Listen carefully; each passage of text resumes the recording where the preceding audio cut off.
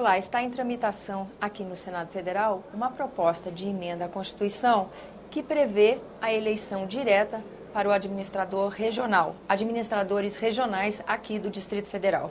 Quem conversa conosco sobre o assunto é o senador Rodrigo Hollenberg, o autor da proposta. Senador, muito obrigada pela sua presença aqui no nosso programa. Primeira pergunta é: o que é que motivou o senhor a apresentar essa PEC?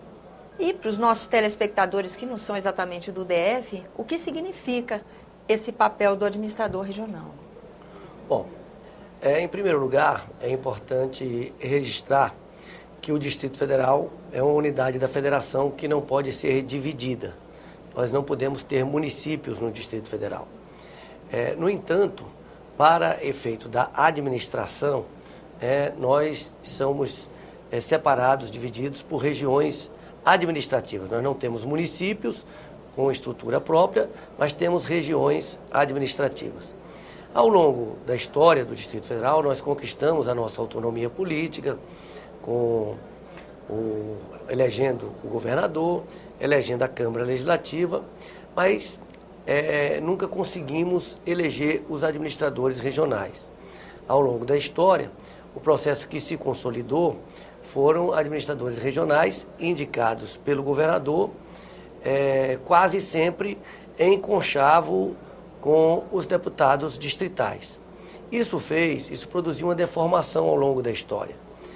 Em muitas das regiões administrativas do Distrito Federal, que são 31, 12 desses administradores sequer moram nas cidades que administram, constituindo um desrespeito à população. Por outro lado, esse modelo faz com que o administrador sirva mais ao deputado que o indicou do que ao conjunto da população. E é isso que nós pretendemos mudar. Nós não criamos município, nós não aumentamos despesa, nós não estamos criando Câmara de Vereadores, apenas estamos definindo por uma proposta de emenda à Constituição que o administrador regional será escolhido pela população e será escolhido entre aqueles que têm domicílio eleitoral na cidade. Terá que ter o domicílio com a mesma exigência que nós temos. Ou seja, 1 ano antes a pessoa tem que ter o domicílio eleitoral na cidade. Com isso, nós estamos ampliando os instrumentos de participação popular e estamos fazendo com que o administrador tenha efetivamente ligação com a comunidade que ele vai comandar. As eleições para esses administradores, cada morador de uma determinada região administrativa vai votar apenas no administrador da região de sua residência, é isso? Exatamente. Pela proposta de emenda à Constituição, o governo do Distrito Federal tem a iniciativa de propor as regiões administrativas e só ele pode propor, a Câmara tem que aprovar.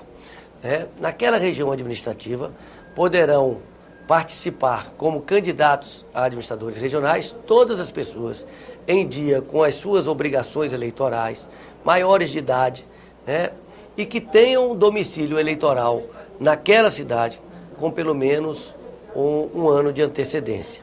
E poderão votar todas as pessoas, todos os eleitores que tiverem o título naquelas zonas eleitorais que compõem aquela região administrativa.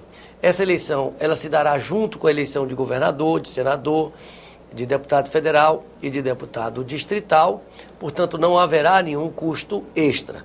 Efetivamente o que nós estamos dizendo é o seguinte: no nosso entendimento, quem deve escolher o administrador regional é a população e não um deputado que o indica. É uma tentativa de aprimorar a administração do Distrito Federal, que tem características muito próprias e desafios muito próprios, né, senador? Nós temos uma Assembleia Distrital que foi instalada, que começou a funcionar depois da Assembleia Nacional Constituinte, que ficou definida a autonomia política do Distrito Federal. Mas é muito desafiador o que a gente vê aqui na região, né?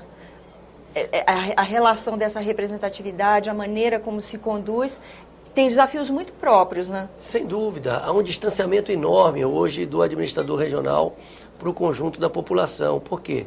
Porque esse administrador regional, no modelo de hoje, ele é fruto de uma barganha política entre o governador e um deputado.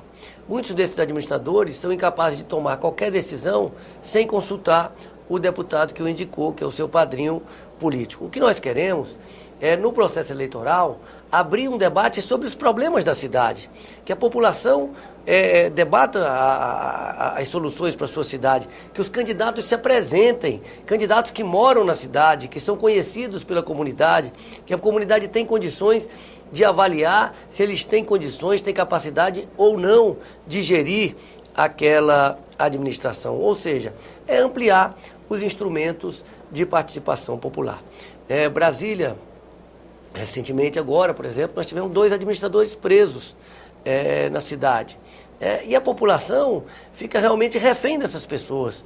Por quê? Porque não tem acesso, muitas vezes não tem acesso, porque ele não tem legitimidade para estar ali. O que a gente quer é aprofundar a democracia no Distrito Federal, e a população é amplamente favorável à nossa ideia, no sentido de que a população tenha o direito de escolher o seu administrador. O Distrito Federal, muitos brasileiros que nos assistem não têm conhecimento disso, tem cidades como, por exemplo, como Ceilândia, que é uma região administrativa, que é uma verdadeira cidade, que tem mais de 400 mil habitantes, está entre as 100 maiores cidades brasileiras. Nós temos uma cidade, aqui como Planaltina, por exemplo, que é uma cidade que já existia antes de existir Brasília, uma cidade que tem mais de 150 anos de existência. E essas pessoas que moram nessas cidades, em pleno século XXI, não têm condições de eleger o seu administrador regional. Estão submetidas a uma lógica clientelista, e que não contribui para melhorar a qualidade de vida da população. E nós defendemos que antes da eleição do administrador regional, que seja feita uma carreira de servidores dessas administrações regionais, que essa é uma outra distorção. Nessas administrações regionais do DF, em torno de 90% dos servidores são comissionados. Então, toda vez que troca um administrador regional, trocam-se todos os funcionários e, com isso, vai-se embora a memória da administração.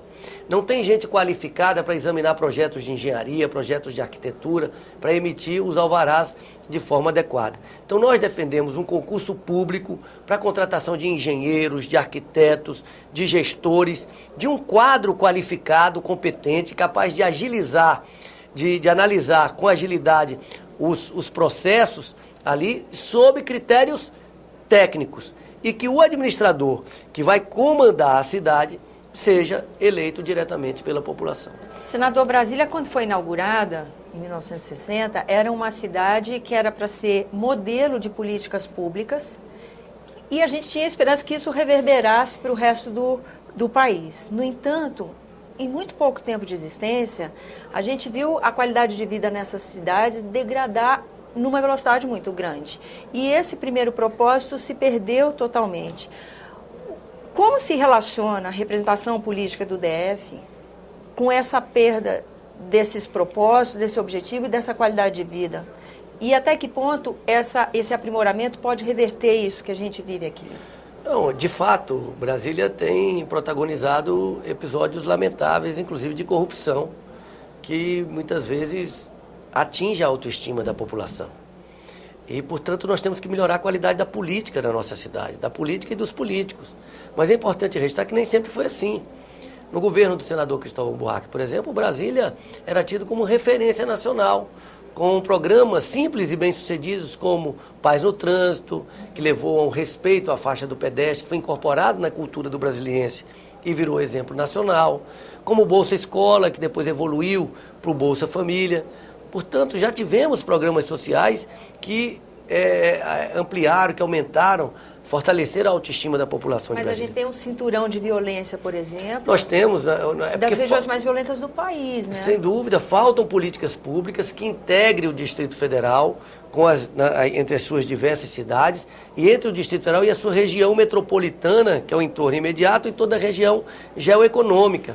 Isso deve ser de responsabilidade do governo do Distrito Federal, articular ações junto com o governo de Goiás, junto com a União, no sentido de ofertar serviços públicos de qualidade para toda a região do entorno do Distrito Federal. Isso vai melhorar a qualidade de vida das pessoas que moram no entorno, mas isso também vai melhorar a qualidade de vida das pessoas que moram no Distrito Federal. Porque se uma pessoa não tem um hospital em Lusiânia, ou em Águas Lindas, ou em Formosa, um hospital de qualidade, ele vai buscar um atendimento no Distrito Federal. Se ele não tem um emprego próximo da sua residência, ele vai vir disputar um emprego no Distrito Federal. Se tivermos políticas públicas conjuntas, cooperadas, entre o Distrito Federal, Goiás, com o apoio da União, nós vamos resolver esses problemas, nós vamos amenizar esses problemas e vamos garantir uma melhor qualidade de vida para todos que moram no entorno e para todos que moram no Distrito Federal. E a construção dessa parceria de trabalho conjunto entre dois estados, Distrito Federal e o estado do Goiás, nessa região do entorno onde acontece esse problema que o senhor descreve, isso pode ser feito a partir do Legislativo? É difícil.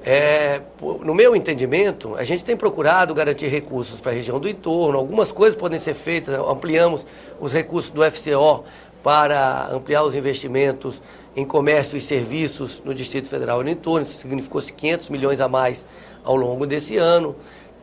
Mas é muito importante iniciativas dos governos de Goiás, do DF e da União. Eu, por exemplo, defendo a criação de uma agência de desenvolvimento da região integrada de desenvolvimento do entorno, com representantes do Distrito Federal, de Goiás e da União, como um grande gestor, como um grande órgão executivo de investimentos em infraestrutura, em melhorias, especialmente das áreas de saúde, segurança, educação e mobilidade urbana na região do entorno do Distrito Federal.